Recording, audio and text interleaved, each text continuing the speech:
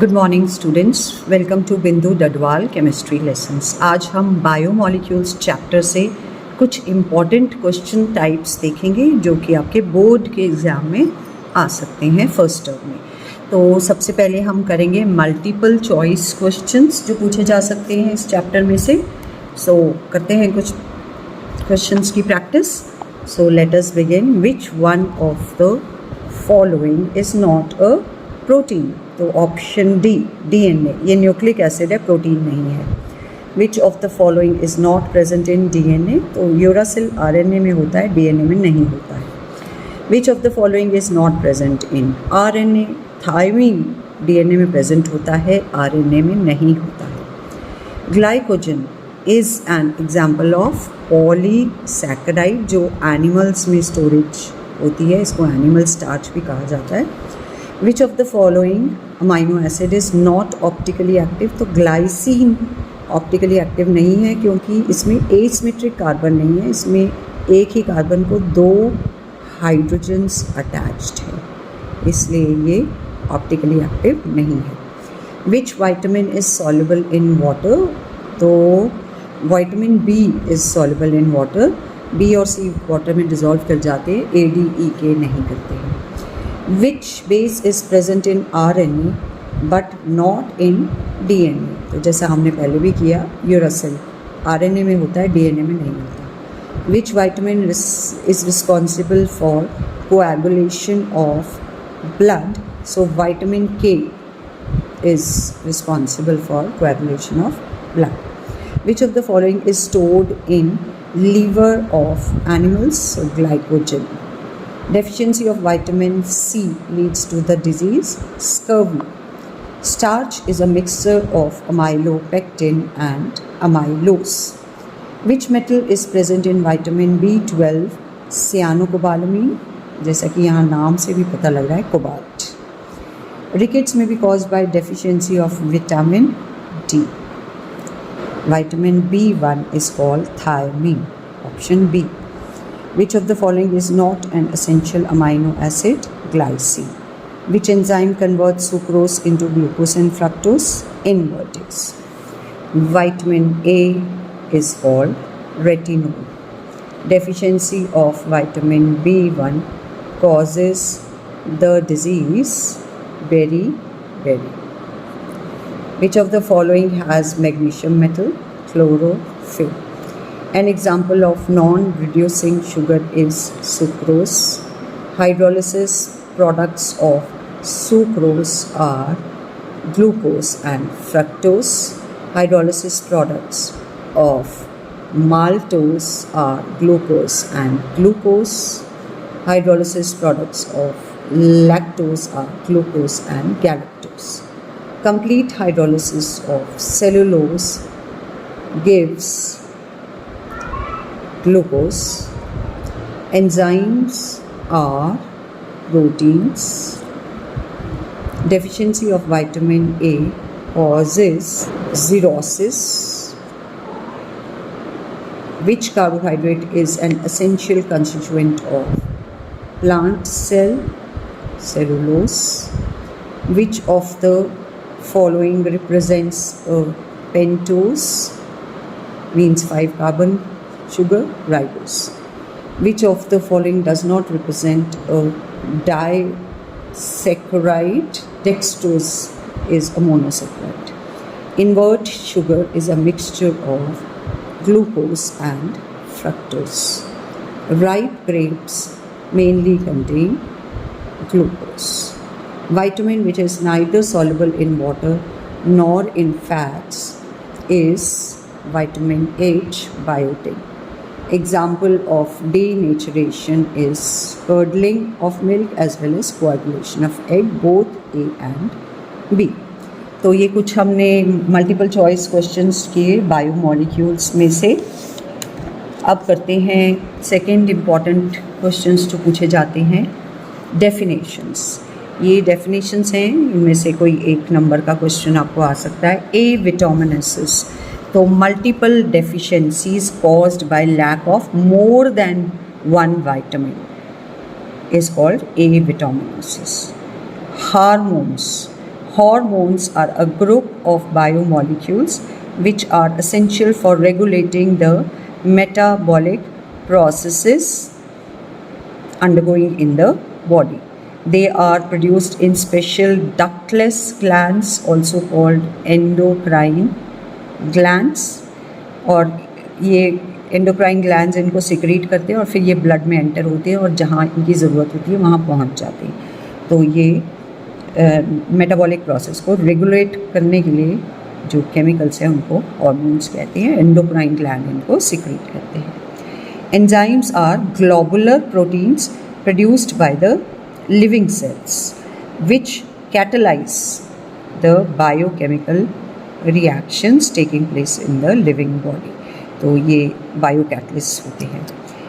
Anomers वो carbohydrates जो carbon number 1 के कॉन्फ़िगरेशन में डिफ़र करते हैं, बाकी सारा स्ट्रक्चर सेम होता है, उनको एनोमर्स कहते हैं. जैसे अगर ये पहला कार्बन है ग्लूकोज में, तो अगर OH राइट साइड पे है और H लेफ़्ट साइड पे है तब ये अल्फ़ा ग्लूकोज होगा. और अगर C1 कार्बन पे OH लेफ़्ट पे है और H राइट पे है तब इसको बीटा ग्लूकोज कहती हैं. तो जब दो आइसोमर्स एक मॉलिक्यूल के जो एक दूसरे के मिरर इमेज नहीं हैं और उनमें डिफरेंस अराइज होता based on the configuration around carbon atom number 1, तब उसको हम बोलते हैं एनोमर. और इस तरह का कार्बन को एनोमेरिक कार्बन या ग्लाइकोसिलिक कार्बन कहते हैं. पेप्टाइड बॉन्ड, तो जब दो अमाइनो एसिड्स एक दूसरे के साथ CONH बॉन्ड से जुड़ते हैं तो इस बॉन्ड को, ये अगर अमाइनो एसिड्स हैं और ये इस बॉन्ड से जुड़े तो इस बॉन्ड को हम पेप्टाइड बॉन्ड या पेप्टाइड लिंकेज कहेंगे. रिड्यूसिंग शुगर, वो शुगर जो माइल्ड ऑक्सीडाइजिंग एजेंट्स जैसे कि टॉलरेंस रिएजेंट या फेलिंग सॉल्यूशन रिड्यूस कर देते हैं, उनको हम बोलते हैं reducing sugars. For example glucose reducing sugar है और जो नहीं करते हैं उनको non reducing sugar. Biomolecules, lifeless complex organic compound जो लाइफ का बेसिस बनाते हैं और लिविंग ऑर्गेनिजम्स को बिल्डअप करते हैं और उनकी ग्रोथ और मेंटेनेंस के लिए ज़रूरी होते हैं, उनको हम बायोमॉलिक्यूल्स कहते हैं. जैसे carbohydrate, protein, vitamins, minerals, hormones, enzymes, ये सब बायोमॉलिक्यूल्स हैं. कार्बोहाइड्रेट्स, तो carbohydrates are defined as optically active polyhydroxy aldehydes और ketones, aldehydes or ketones, or the substances which produce these polyhydroxyaldehydes or ketones on hydrolysis. इनको हम कहते हैं carbohydrates. इनका काम होता है बॉडी में हमें एनर्जी देना. ग्लाइकोसिडिक लिंकेज, जब दो मोनोसैकेराइड्स एक दूसरे के साथ इथेरियल लिंकेज से ज्वाइन होते हैं तो इस लिंकेज ऑक्सीजन के थ्रू ज्वाइन होते हैं तो इस लिंकेज को ग्लाइकोसिडिक लिंकेज कहा जाता है. Monosaccharides are joined together by an oxide linkage formed by the loss of water, उसको कहते हैं ग्लाइकोसिडिक लिंकेज. इनवर्ट शुगर, जब हम सुक्रोज का हाइड्रोलिसिस करते हैं तो एक डेक्स्ट्रो रोटेटरी सुक्रोज जो है ये इक्विलिब्रियम, ये हाइड्रोलाइज होके ग्लूकोज और फ्रक्टोज का मिक्सचर बनाएगी जिसमें से ग्लूकोज डेक्स्ट्रो रोटेटरी होता है, फ्रक्टोज लीवो रोटेटरी होता है. तो क्योंकि इन्वर्जन हुई है ज्योमेट्रिक प्रोसेस को कहते हैं इन्वर्जन और ऑफ कन्फिगरेशन, और जो मिक्सचर बनता है जिसमें specific angle of rotation change हो गया प्लेन पोलराइज्ड का, इस मिक्सचर को, ग्लूकोज और फ्रक्टोज के मिक्सचर को इन्वर्ट शुगर कहा जाता है. ओलिगोसैकेराइड्स, वो कार्बोहाइड्रेट्स जो हाइड्रोलिसिस करने पे 2 से 10 तक मोनोसैकेराइड्स दे सकते हैं, उनको हम ओलिगोसैकेराइड्स कहते हैं. जो 2 देंगे उनको डाइसैकेराइड, जो 3 देंगे उनको trisaccharide and so on. Isoelectric point, normally amino acids जो हैं वो एक पर्टिकुलर pH पे या पॉजिटिव एनोड की तरफ या नेगेटिव कैथोड की तरफ माइग्रेट करते हैं। बट एक पर्टिकुलर पीएच ऐसा होता है जिसमें ना तो वो एनोड की तरफ जाएंगे ना कैथोड की तरफ। उस पीएच को, उस अमाइनो एसिड का आइसोइलेक्ट्रिक पॉइंट कहा जाएगा। The pH eight which a particular amino acid does not migrate under the influence of applied electric field is called isoelectric point. Alpha amino acids, तो amino acids में carboxylic group और NH2 group लगा होता है। जब हमारा amino acid ऐसा है जिसमें COH और NH2 सेम कार्बन को अटैच्ड है, तो इस तरह के अमाइनो एसिड को अल्फा अमाइनो एसिड कहा जाता है। Mutarotation, it is defined as spontaneous change in specific rotation of an optically active compound. For example, अगर हमने अल्फा डी ग्लूकोज को पानी में डिज़ोल्व किया तो ये एक इक्विलिब्रियम मिक्सचर में चेंज हो जाएगा जिसमें अल्फा और बीटा दोनों फॉर्म्स होंगे। तो ये जो प्रोसेस है स्पॉन्टेनियस, यहाँ इस अल्फ़ा डी प्योर जो है उसका स्पेसिफिक एंगल का रोटेशन प्लस 111 डिग्री था, लेकिन इक्विलिब्रियम मिक्सचर का 52.5 है। तो जब स्पॉन्टेनियसली स्पेसिफिक रोटेशन चेंज हो जाती है पानी में डिज़ोल्व करने पे, तो इस प्रोसेस को म्यूटा रोटेशन कहा जाता है।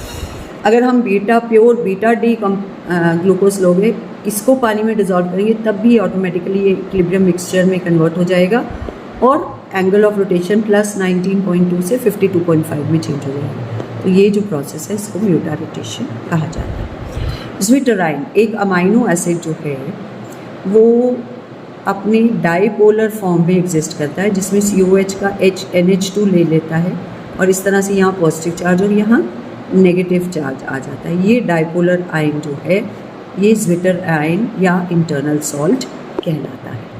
So these are some important definitions, जिसमें से कोई एक नंबर की आपको पूछी जा सकती है। आप इसको लर्न कर लीजिएगा इन सभी डेफिनेशंस को। नेक्स्ट इम्पॉर्टेंट क्वेश्चन जो बायोमॉलिक्यूल्स में से पूछा जाता है दैट इज़ डिफरेंसेस बिटवीन। तो कुछ इम्पॉर्टेंट डिफरेंसेस वाले क्वेश्चंस हैं, उनको करते हैं। First difference between DNA and RNA। तो न्यूक्लिक एसिड्स हैं, इसको डीऑक्सी राइबोज न्यूक्लिक एसिड कहते हैं, इसको राइबोज न्यूक्लिक एसिड कहते हैं। पहला डिफरेंस तो यही हो गया, deoxyribose nucleic acid and ribose nucleic acid. Then ये DNA डबल स्ट्रैंडेड स्ट्रक्चर रखता है, जबकि RNA का सिंगल स्ट्रैंड होता है। इसमें जो शुगर प्रेजेंट है ये डीऑक्सी राइबोज है, इसमें राइबोज शुगर प्रेजेंट है। इसमें जो 4 बेसिस होते हैं वो एडेनिन, थायमिन, ग्वानिन और साइटोसिन है, जबकि RNA में थायमिन नहीं होता है, उसकी जगह यूरासिल होता है। तो ये डिफरेंस है। और DNA खुद को अपने जैसा मॉलिक्यूल बना सकता है, इस प्रोसेस को रेप्लिकेशन कहते हैं, इसमें ये यूनिक प्रॉपर्टी होती है। RNA खुद को रिप्रोड्यूस नहीं कर सकता है, ये रेप्लिकेट नहीं करता है। RNA बनाने का काम भी DNA करता है। तो these are the differences between DNA and RNA. Hormones and vitamins, इनका डिफरेंस आपको पता होना चाहिए। हॉर्मोन्स जो हैं बॉडी के एक पार्ट में सिंथेसाइज होते हैं, लेकिन किसी और पार्ट में जाके एक्ट करते हैं, जबकि विटामिन्स जो हैं वो प्लांट्स में सिंथेसाइज होते हैं। एनिमल्स उनको डाइट के फॉर्म में लेते हैं और ये यूज़ होते हैं बॉडी के प्रोसेसेस को रेगुलेट करने के लिए। सिर्फ विटामिन D है जो बॉडी में सिंथेसाइज होता है।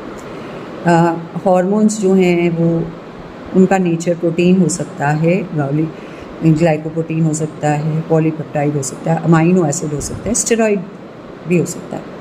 लेकिन जो विटामिन्स होते हैं वो प्रोटीन कभी नहीं होते, सिंपल मॉलिक्यूल्स हो सकते हैं, ऑर्गेनिक एसिड, एस्टर, अल्कोहल वगैरह। हार्मोन्स जो हैं जीन्स की फंक्शनिंग को इन्फ्लुएंस करते हैं और उनको इंड्यूस करते हैं कि वो कुछ स्पेसिफिक एंजाइम्स प्रोड्यूस करें ताकि मेटाबॉलिक प्रोसेसेस हो सके। जबकि विटामिन्स जो हैं ये बायोकेमिकल रिएक्शंस को कैटलाइज करने में हेल्प करते हैं। हार्मोन्स जो हैं बहुत कम अमाउंट में रिक्वायर्ड होते हैं, इन पे एक्सेस और डिफिशिएंसी दोनों से डिजीज़ होती हैं। विटामिन की डेफिशिएंसी से डिजीज़ होती हैं, लेकिन एक्सेस होगा तो वो सिंपली एक्सक्रीट आउट हो जाएगा, डिजीज़ कोई कॉज नहीं करेगा।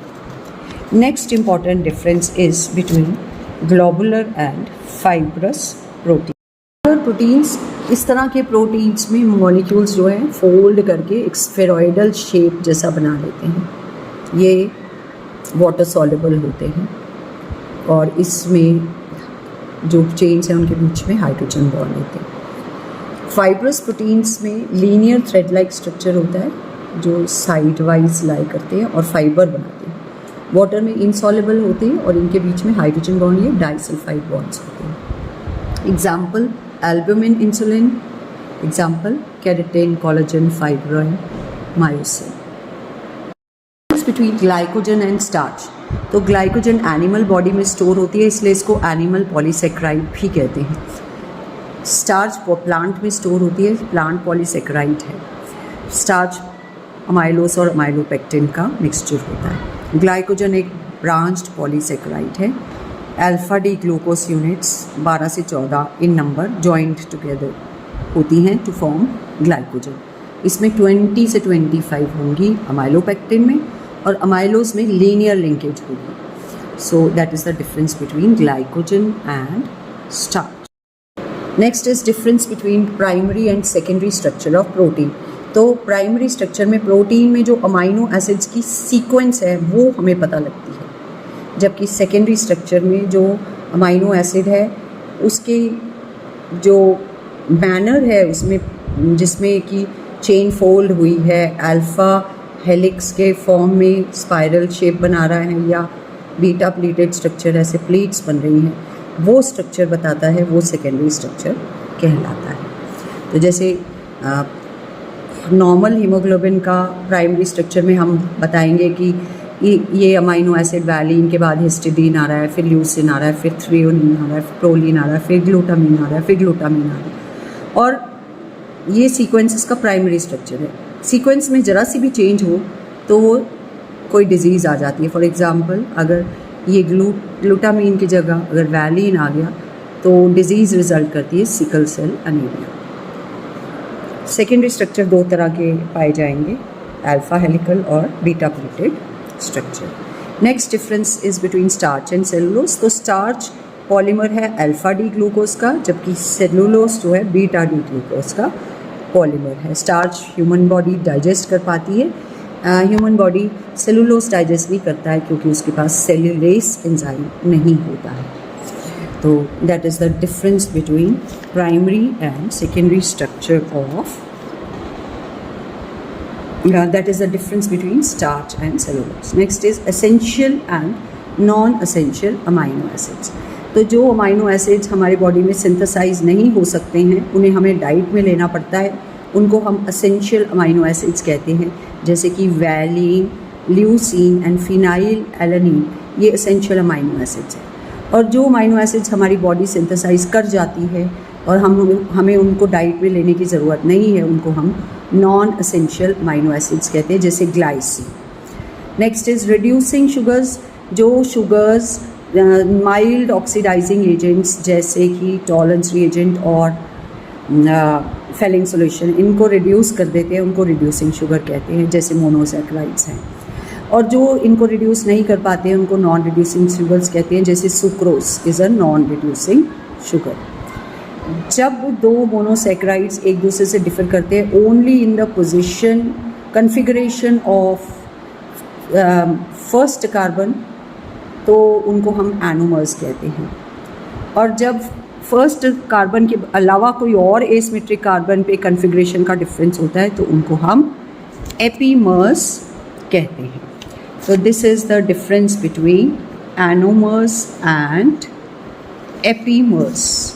For example alpha D glucose और बीटा डी ग्लूकोज एक दूसरे के एनोमर्स हैं, बाकी सारा स्ट्रक्चर सेम है, सिर्फ फर्स्ट कार्बन में OH राइट की तरफ है तो वो अल्फ़ा है और OH लेफ़्ट की तरफ है तो वो बीटा है।